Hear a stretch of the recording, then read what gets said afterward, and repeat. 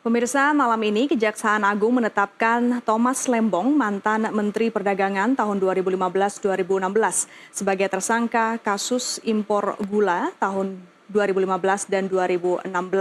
Saat ini kita akan melihat situasi terkini di Kejaksaan Agung di mana Thomas Lembong langsung ditahan Kejaksaan Agung setelah ditetapkan sebagai tersangka.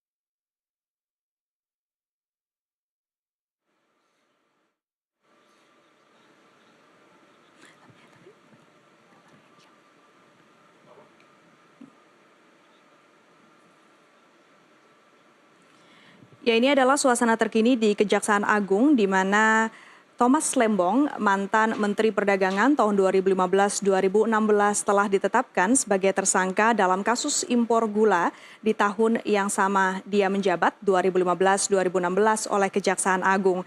Malam ini Thomas Lembong langsung ditahan dan dari kasus ini juga ditetapkan 2 tersangka pada malam ini karena telah memenuhi alat bukti. Adapun Thomas Lembong merupakan salah satu dari 2 tersangka yang malam ini baru saja diumumkan oleh Kejaksaan Agung. Dari 2 tersangka yang telah ditetapkan, ada Thomas Lembong sebagai mantan Menteri Perdagangan, lalu ada nama DS selaku Direktur Pengembangan Bisnis pada PT PPI. Kejagung melihat potensi kerugian negara dari kasus ini sebesar 400 miliar dan dari kasus ini penyidikan masih akan terus dilakukan menurut keterangan tadi di konferensi pers sehingga mungkin masih akan ada lagi tersangka yang akan ditetapkan dalam penyidikan ini. Dan kita akan ikuti kembali konvers di Kejaksaan Agung soal penetapan tersangka baru dan salah satunya adalah Thomas Lembong, mantan Menteri Perdagangan. Dalam kegiatan importasi gula pada Kementerian Perdagangan Republik Indonesia tahun 2015 sampai dengan 2023. Sebagaimana Surat Perintah Penyidikan nomor 53 tanggal 3 Oktober 2023. Adapun kasus tersebut adalah sebagai berikut, bahwa pada tahun 2015 berdasarkan rapat koordinasi antar kementerian tepatnya telah dilaksanakan pada tanggal 12 Mei 2015, telah disimpulkan bahwa Indonesia mengalami surplus gula, sehingga tidak perlu atau tidak membutuhkan impor gula. Akan tetapi, pada tahun yang sama, yaitu tahun 2015 tersebut, Menteri Perdagangan yaitu Saudara TTR memberikan izin persetujuan impor gula kristal mentah sebanyak 105.000 ton kepada PT AP, yang kemudian gula kristal mentah tersebut diolah menjadi gula kristal putih atau GKP. Sesuai dengan keputusan Menteri Perdagangan dan Perindustrian nomor 527 tahun 2004 yang diperbolehkan impor gula kristal putih adalah BUMN. Tetapi berdasarkan persetujuan impor yang telah dikeluarkan oleh tersangka TTL, impor gula tersebut dilakukan oleh PT AP. Dan impor gula kristal mentah tersebut tidak melalui rapat koordinasi atau rakor dengan instansi terkait serta tanpa adanya rekomendasi dari Kementerian Perindustrian guna mengetahui kebutuhan real gula di dalam negeri. Kemudian pada tanggal 28 Desember 2015 dilakukanlah rapat koordinasi di bidang perekonomian yang dihadiri oleh kementerian di bawah Menko Perekonomian, yang salah satu pembahasannya bahwa Indonesia pada tahun 2016 kekurangan gula kristal putih sebanyak 200.000 ton. Dalam rangka stabilisasi harga gula dan pemenuhan stok gula nasional. Pada bulan November sampai dengan Desember 2015, tersangka CS selaku Direktur Pengembangan Bisnis PT PPI, Perusahaan Perdagangan Indonesia, memerintahkan staf senior manajer bahan pokok PT PPI atas nama P untuk melakukan pertemuan dengan 8 perusahaan swasta yang bergerak di bidang gula, padahal dalam rangka pemenuhan stok dan stabilisasi harga seharusnya diimpor adalah gula kristal putih secara langsung, dan yang dapat melakukan impor tersebut hanya BUMN. Bahwa ke-8 perusahaan swasta yang mengelola gula kristal mentah menjadi gula kristal putih, sebenarnya izin industrinya adalah produsen gula kristal rafinasi yang diperuntukkan untuk industri makanan, minuman, dan farmasi. Setelah ke-8 perusahaan tersebut mengimpor dan mengelola gula kristal mentah menjadi gula kristal putih, selanjutnya PT PPI seolah-olah membeli gula tersebut, padahal senyatanya gula tersebut dijual oleh perusahaan swasta, yaitu 8 perusahaan tersebut, ke pasaran atau ke masyarakat melalui distributor yang terafiliasi dengannya dengan harga 16.000 per kilogram, yaitu harga yang lebih tinggi dari HET saat itu 13.000, dan tidak dilakukan operasi pasar. Bahwa dari pengadaan dan penjualan DKM yang telah diolah menjadi gula kristal putih tersebut, PT PPI mendapatkan fee dari 8 perusahaan yang mengimpor dan mengelola gula tadi sebesar Rp105 per kilogram. Bahwa kerugian negara akibat perbuatan importasi gula yang tidak sesuai dengan ketentuan perundang-undangan yang berlaku, negara dirugikan sebesar kurang lebih 400 miliar rupiah. Bahwa selanjutnya pada hari ini Selasa 29 Oktober 2024, penyidik pada Jaksa Agung Muda Tindak Pidana Khusus Kejaksaan Agung Republik Indonesia menetapkan status saksi terhadap 2 orang menjadi tersangka karena telah memenuhi alat bukti bahwa yang bersangkutan telah melakukan tindak pidana korupsi. Adapun kedua tersangka tersebut adalah: 1. TTL selaku Menteri Perdagangan periode 2015 sampai dengan 2016 berdasarkan surat penetapan tersangka nomor TAP garis datar 60 garis miring F.2 garis miring FD.2 garis miring 10 garis miring 2024 tanggal 29 Oktober 2024. Yang kedua, tersangka atas nama CS selaku Direktur Pengembangan Bisnis pada PT PPI periode 2015-2016 berdasarkan surat perintah penetapan tersangka nomor TAP garis datar 61 garis miring F.2 garis miring FD.2 garis miring 10 garis miring 2024 tanggal 29 Oktober 2024 bahwa terhadap kedua tersangka dilakukan penahanan rutan selama 20 hari ke depan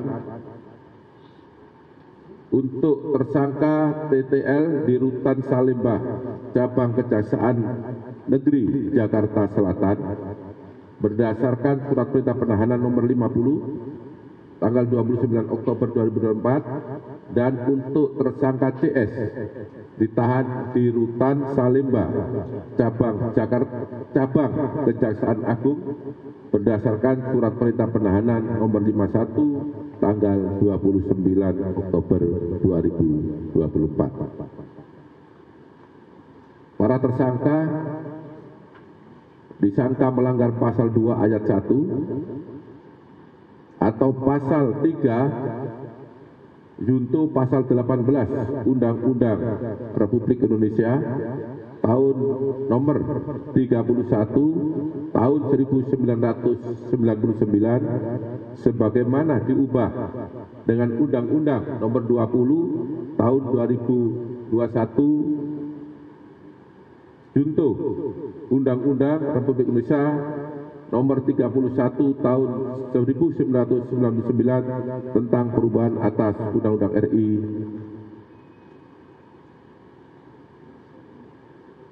tahun nomor 31 tahun 99 tentang penindakan tindak pidana korupsi junto pasal 55 ayat 1 ke 1 KUHP. Demikian yang dapat saya sampaikan. Mohon maaf apabila ada yang kurang jelas dalam penjelasan saya. Saya akhiri, wabillahi taufiq wa hidayah. Wassalamualaikum warahmatullahi wabarakatuh. Waalaikumsalam warahmatullahi wabarakatuh. Baik, terima kasih Direktur Penyidikan. Rekan-rekan media, itu keterangan yang sudah disampaikan oleh Pak Direktur Penyidikan, saya kira sangat lengkap, ya. Kalau ada hal-hal yang ingin didalami, barangkali ada 1-2 pertanyaan, silakan. Dan sebelumnya kami informasikan bahwa nanti kita turun secara beraturan saja dan barangkali kedua tersangka akan diturunkan setelah kita semua sudah menunggu di bawah, ya. Saya kira begitu. Ada pertanyaan? Cukup? Pak, penegasan aja Pak untuk peran Dari mana, Pak? dari Rama dari Radio Alsinta. Penegasan aja untuk peran dari Mendak 2015-2016 ini, Pak TL ya, Pak Menung ya, itu seperti apa, sejauh mana Pak?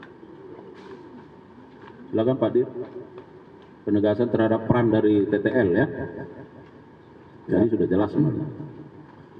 Saya rasa tadi sudah cukup jelas ya, bahwa TL ini tadi yang pertama adalah telah memberikan penugasan kepada perusahaan, ya, untuk mengimpor gula kristal mentah menjadi gula yang kemudian diolah menjadi gula kristal putih dalam rangka stabilisasi harga gula di masyarakat.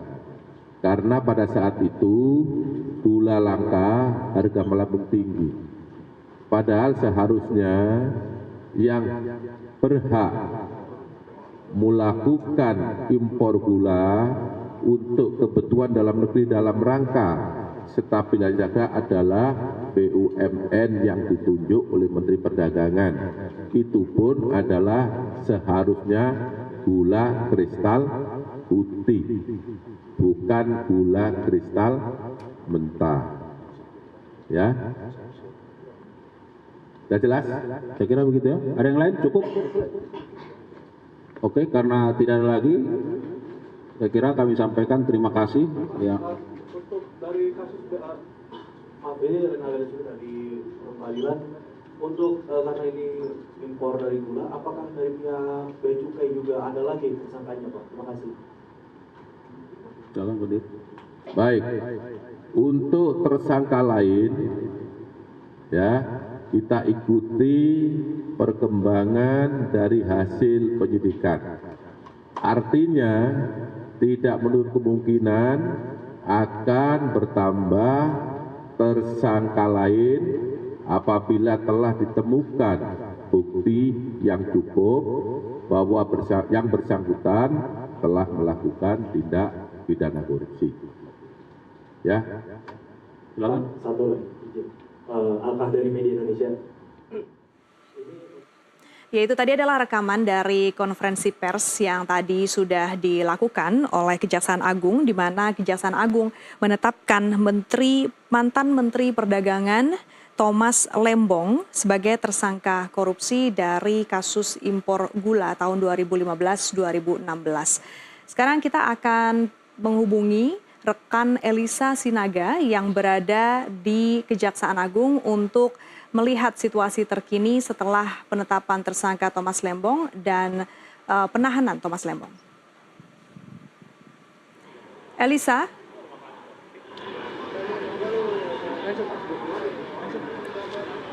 Ya, hari ini Kejaksaan Agung menggelar konferensi pers terkait dugaan tindak pidana korupsi dalam kasus importasi gula di Kementerian Perdagangan tahun 2015 hingga 2016.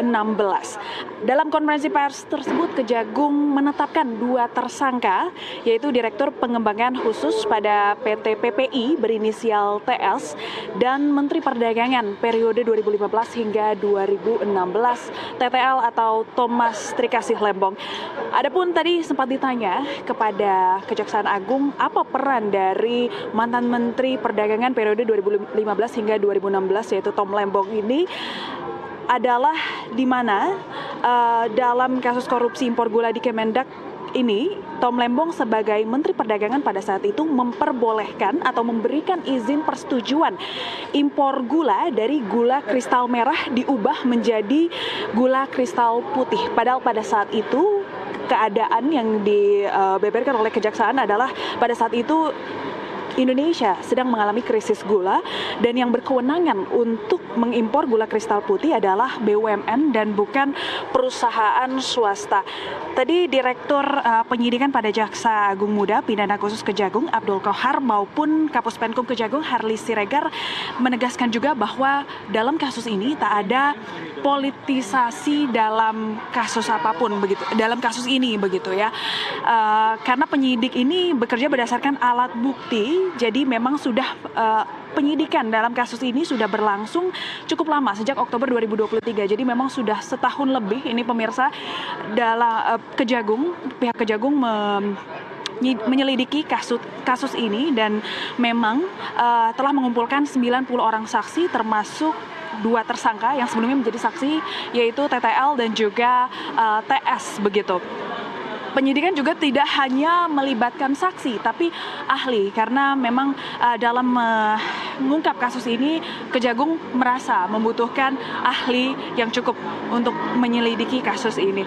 Adapun tindak pidana korupsi ini merugikan negara sekitar 400 miliar rupiah. Dan tadi para tersangka, baik itu TL, Tom Lembong, maupun TS dibawa ke Rutan Kejari, Jakarta Selatan, Cabang Salemba. Demikian. Ya, Elisa, kemudian untuk tadi ditetapkan ada 2 tersangka ya dari Kejaksaan Agung. Untuk tersangka lainnya, apakah juga ditahan di tempat yang sama atau seperti apa statusnya sekarang? Betul sekali, tadi Tom Lembong dan juga TS ini sebagai direktur pihak swasta begitu ya, atau Direktur Pengembangan Khusus pada PT PPI ini dibawa dari Kejaksaan Agung ke Kejaksaan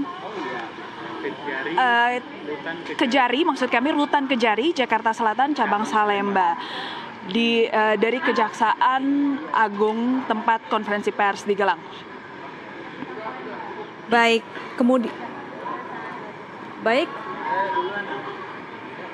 Thomas Lembong tadi juga dinyatakan sebagai tersangka dalam kasus impor gula ini dengan perannya tersendiri. Kemudian apakah kemudian dari kasus ini masih akan dilakukan penyidikan selanjutnya dan ada kemungkinan ada penetapan tersangka tambahan dari kasus yang sama?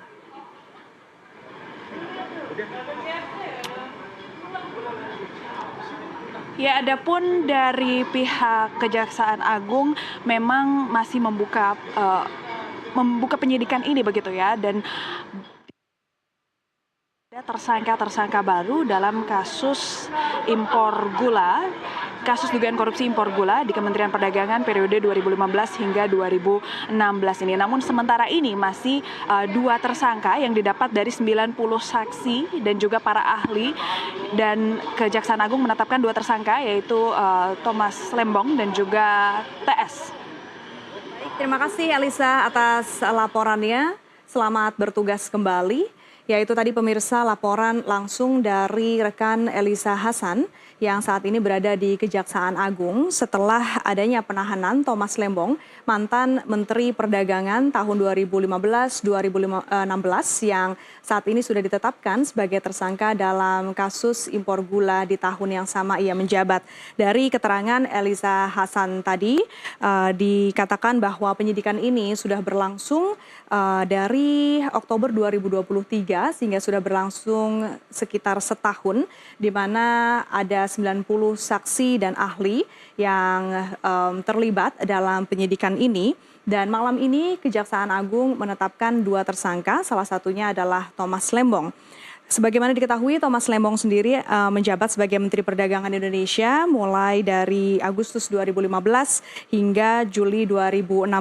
Dan dia juga pernah menjabat sebagai Kepala Badan Koordinasi Penanaman Modal atau BKPM di periode pertama Presiden Joko Widodo.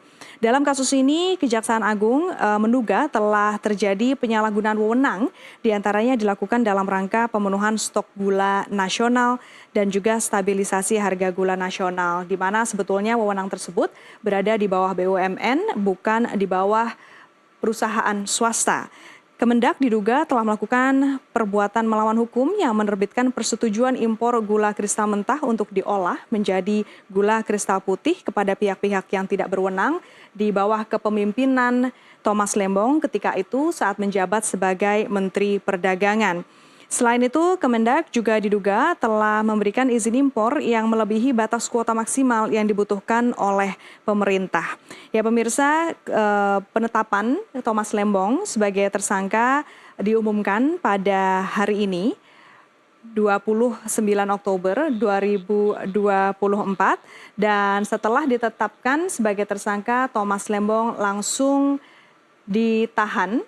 Dapat dilihat di sini, Thomas Lembong langsung dibawa ke Rutan Kejari Salemba.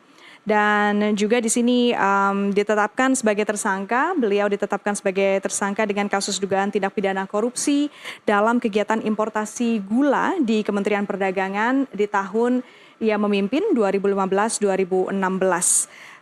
Selain dari Thomas Lembong juga ada tersangka lainnya yang sudah ditetapkan berinisial DS dari PT PPI.